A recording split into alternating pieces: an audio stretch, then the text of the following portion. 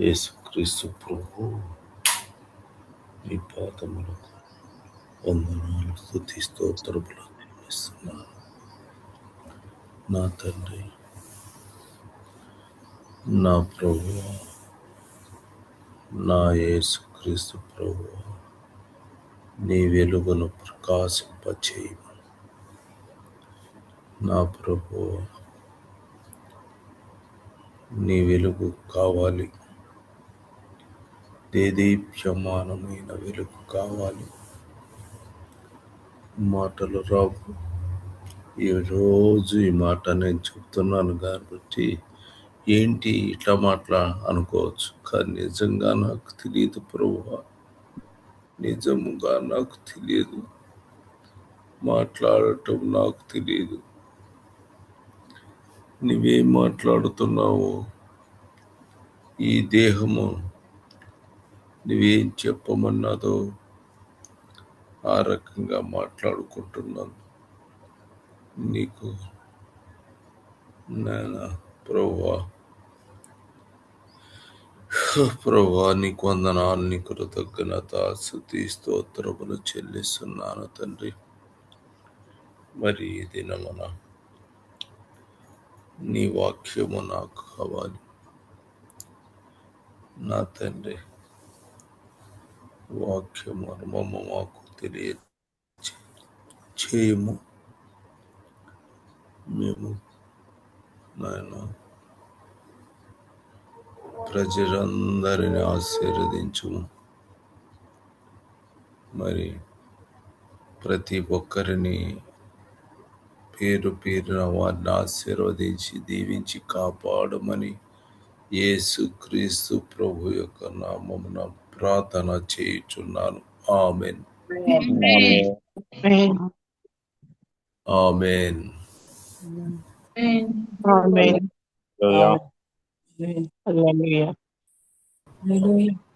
ఎలా ఉన్నారు? మీరంతా బాగున్నారా?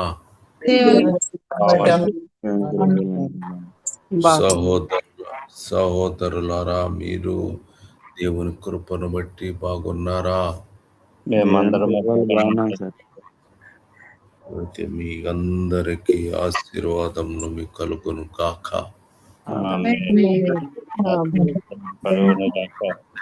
ఆమేన్. హల్లెలూయా.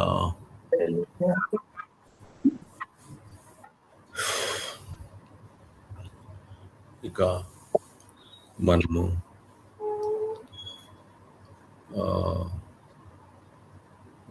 తెలుసుకున్నటువంటి వాక్యము, నా మాటలు వినపడుతున్నాయా? ఆమేన్. హల్లెలూయా. మహిమ ఏదమ్మా? మహిమ గురించినటువంటి విషయాలు మనము తెలుసుకుంటున్నాము. ఇప్పుడు యెషయా గ్రంథము, ఎందుకంటే ఇంతకుముందు కొన్ని మర్చిపోయి ఉండొచ్చు, కొన్ని చెప్పుండొచ్చు, జరిగి ఉండొచ్చు. అవి నాకు గుర్తులేదు కనుక వరుస క్రమంగా నేను చెప్తున్నాను. ఒకవేళ ఏమన్నా కావాలంటే మరలా అక్కడ నుంచి చెప్తాను. ఈ వాక్యము మీరు ఆల్రెడీ మేము ఎదిగినది వాక్యము అని అంటే అక్కడ వదిలిపెట్టి ఇంకొక చోటకి వెళ్తాము. కొంతమంది అంత వాక్యము మొత్తం చెప్పినట్టుగా భావించి ఉండవచ్చును. యెషయా గ్రంథము 3:8.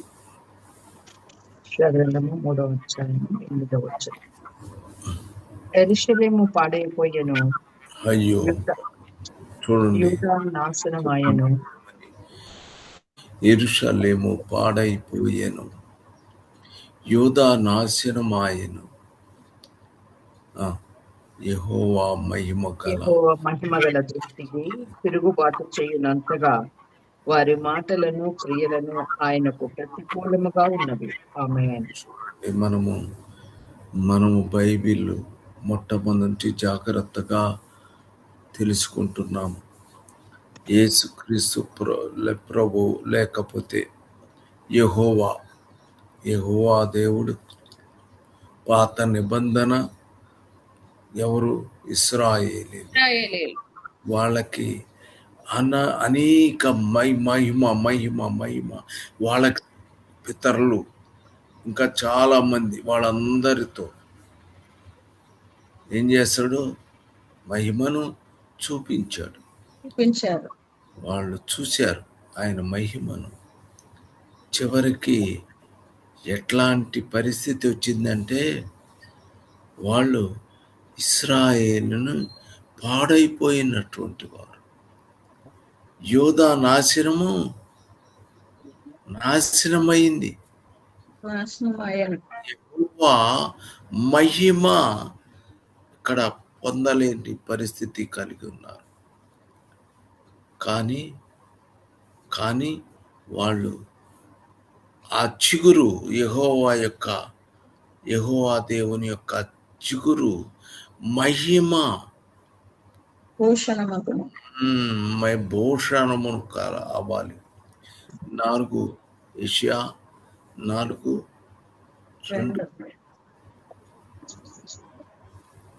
ఆ దినమున యెహోవా చిగురు మహిమయు భూషణమగును. ఆ దినమున అంటే ఆ దినానికి ముందు యెరూషలేము పాడైపోయింది. యోధా నాశనము అయ్యింది. కాబట్టి కానీ ఆయన చెప్పాడు ఒక దినము, ఆ దినమున. ఆమేన్. అప్పుడు దాకా వెయిట్ చేయాల్సిందే వాళ్ళు. ఆ దినమున యెహోవా చిగురు భూషణమునకు యెహోవా చిగురు మహిమయు భూషణమగును. ఇశ్రాయేలీయులు తప్పించుకున్న వారికి భూమి పంట అతిశయాస్పదముగాను శుభలక్షణముగాను ఉండును. ఆమేన్. 4:3 సియోనులో శేషించిన వానికి, యెరూషలేములో నిలవబడిన వానికి అనగా నిన్న నేను చెప్పాను, శేషించిన డాష్ ఎవరమ్మా? సియోనులో శేషించిన వారికి ఆ దినమున. ఏ దినము?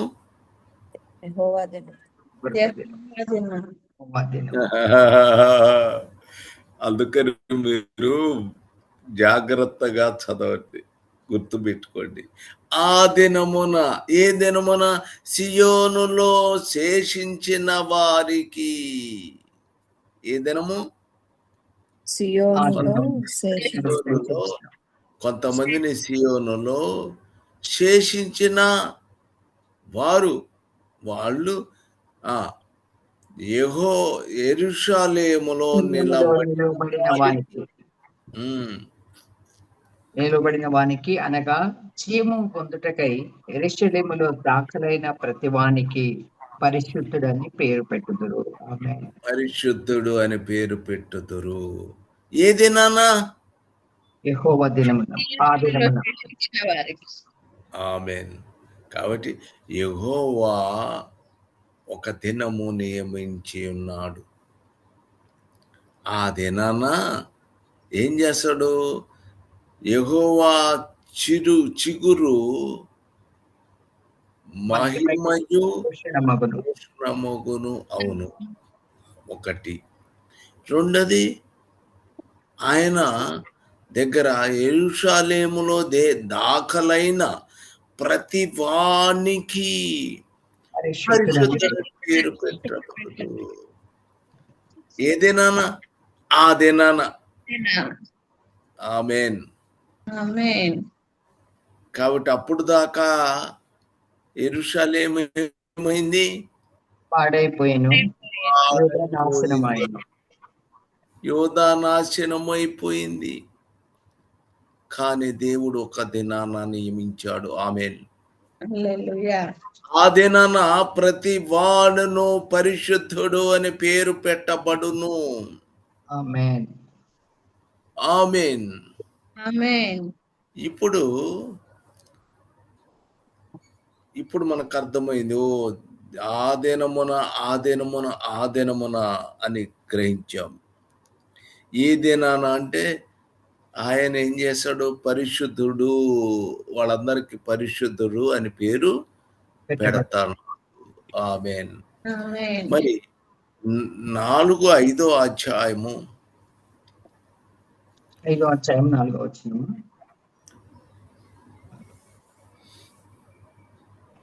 5వ వచనమా బ్రదర్?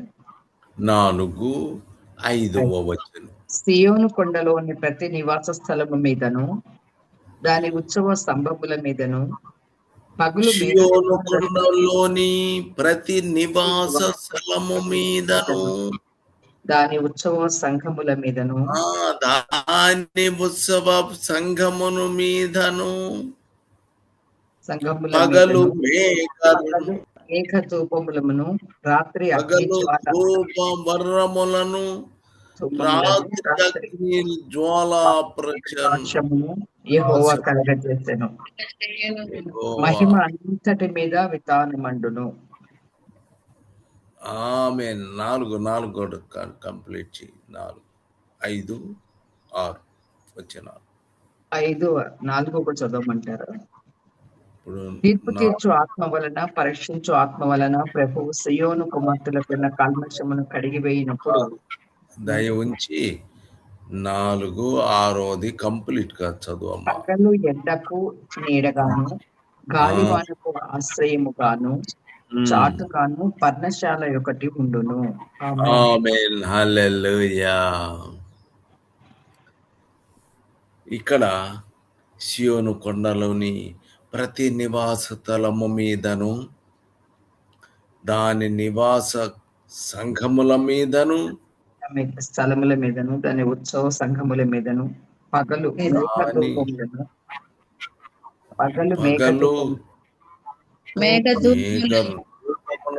రాత్రి అగ్ని జ్వాల ప్రకాశమును. ఆమేన్. ఆ దినమున యెహోవా చిగురు మహిమను భూషణమును అప్పుడు యెహోవా యెరూషలేములో నిలబడిన వారికి అనగా దాఖలైన వారికి అనగా జీవం పొందుటకై యెరూషలేములో దాఖలైన ప్రతి వానికి జీవం పొందుటకై యెరూషలేములో దాఖలైన ప్రతి వానికి పరిశుద్ధుడని పేరు పెట్టుదురు అని పేరు పెట్టబడినాను. ఆమేన్. ఆమేన్. వాళ్ళు అందరూ కూడా పరిశుద్ధుడు పరిశుద్ధుడు పరిశుద్ధుడని పేరు పెట్టబడినారు. ఆమేన్. సియోను కొండలోని ప్రతి నివాస స్థలము మీద దాని ఉత్సవ సంఘములు మీద పగలు మేఘధూమములను రాత్రి అగ్ని జ్వాల ప్రకాశమును యెహోవా కలగజేయును. మహిమ అంతటి మీద నివాసముండును. అంతటి మీద. కానీ మహిమ అనేటువంటిది పాడైన ప్రదేశంలో లేదు. యోదాలో యెరూషలేములో పాడై పోయెను.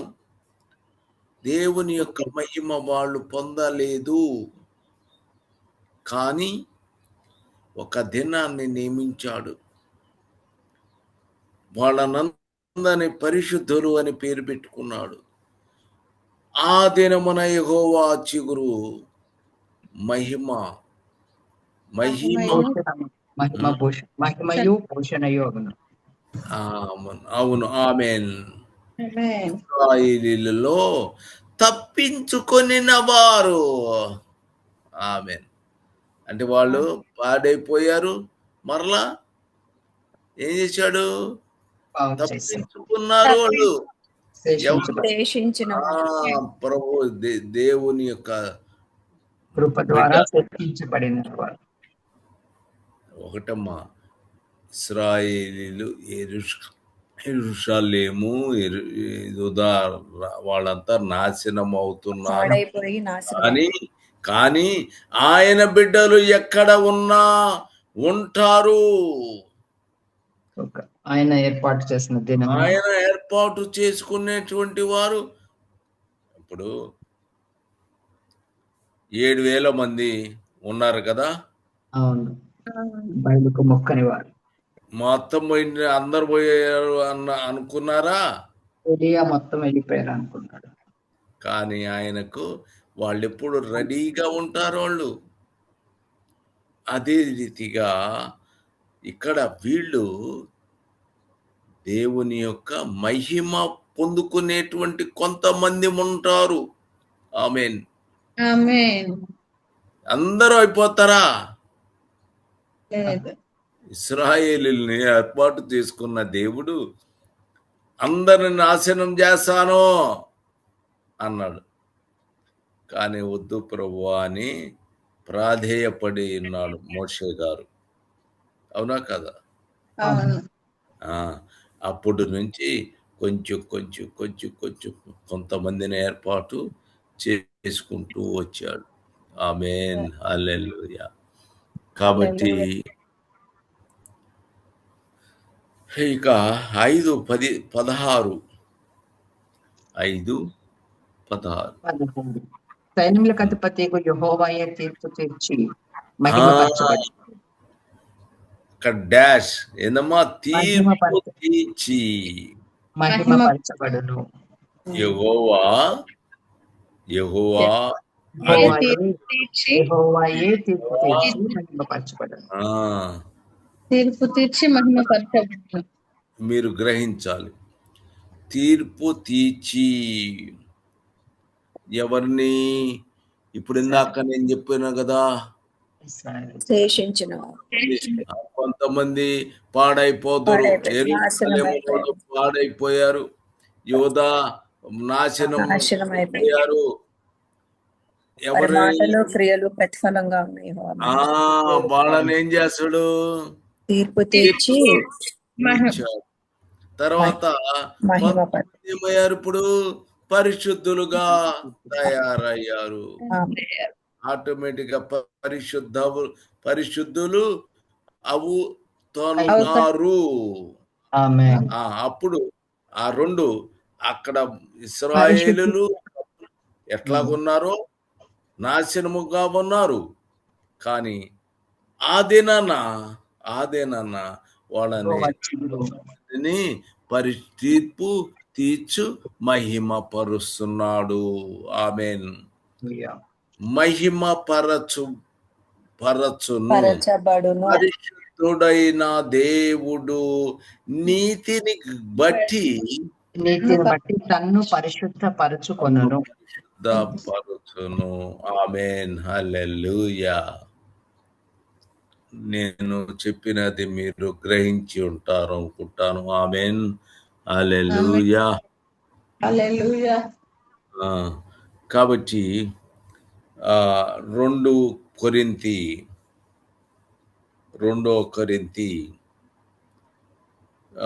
3:7 వచనము. టైం అయిపోయింది. మరణ కారణము పరిచర్య రాళ్ల మీద చెక్కబడి అక్షరములతో సంబంధించినదైనను మహిమతో కూడినదాయను. అందుకే మోషే ముఖము మీద ప్రకాశించబడిన ఆ మహిమ తగ్గిపోయినదైనను ఇశ్రాయేలీలు అతని ముఖమును తేరి చూడలేకపోయేది. ఇట్లుండగా ఆత్మ సంబంధమైన పరిచర్య ఎంత మహిమ గలదయుండును. ఆమేన్. 39 అంటే దాని తర్వాత శిక్షావిధికి కారణమైన పరిచర్య మహిమ కలిగినదైతే నీతికి కారణమైన పరిచర్య ఎంత అధికమైన మహిమ కలదను. ఆమేన్. 10 అత్యధికమైన మహిమ దీనికి ఉండుట వలన ఇంతకు మునుపు మహిమ గలదిగా చేయబడినది ఈ విషయములలో మహిమ లేనిదాయను. ఆమేన్. ఎంత ఇది మీరు ముందుగా జాగ్రత్తగా వాక్యము చదవండి. ఇది 3:7 నుంచి 10 వరకు జాగ్రత్తగా చదువుకోండి. ఎందుకంటే టైం అయిపోయింది కనుక ప్రార్థన చేయగలరు. ఆమేన్.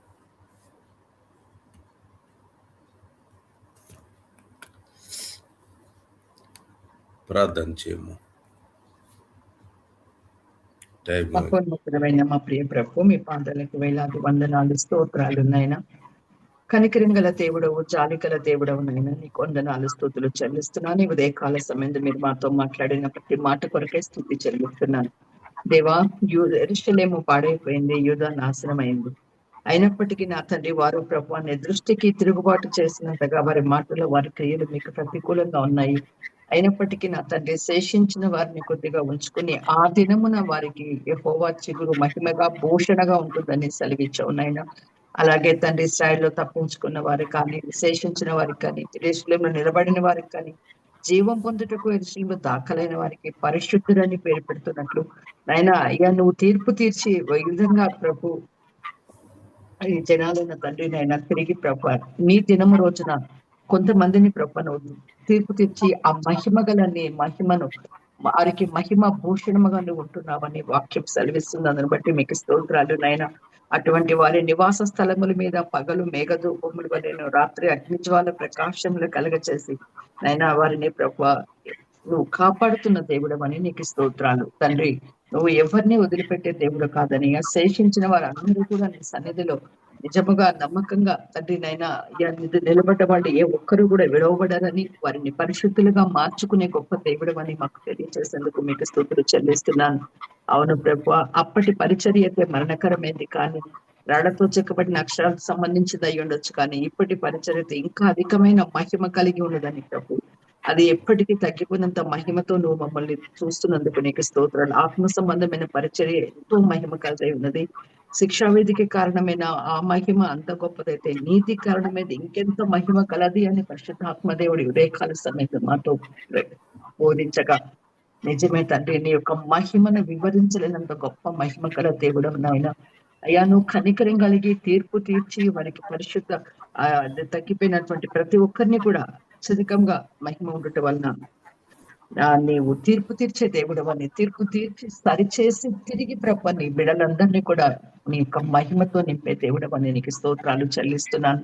అటు ఇశ్రాయేలునే కానీ ఇటు దేవుని ఇశ్రాయేలుగా ఉన్న మమ్మల్ని కూడా నా తండ్రి మమ్మల్ని కూడా ప్రభు తీర్పు తెచ్చి కనికరంతో సరిచేసి మమ్మల్ని మేము మహిమతో నింపుతూ బలపరుస్తున్న దేవుడు అని మీకు స్తోత్రాలు చెల్లిస్తున్నాను. అలాగే నీ దాసుని నీ కుమారుని బట్టి వేలాది వందనాలయ్యా. మరి మాటలైతే రావు, కానీ నా ప్రభు నీ కుమారుడికి తండ్రి చక్కటి ఆ యొక్క దర్శనాన్ని ఇచ్చి ఈ వాక్యం ద్వారా మాతో మాట్లాడినందుకు మీకు స్తోత్రాలు చెల్లిస్తున్నాను. ప్రభు నువ్వు వదిలిపెట్టే దేవుడు కాదు, జాలి కనికరం గల దేవుడు అని.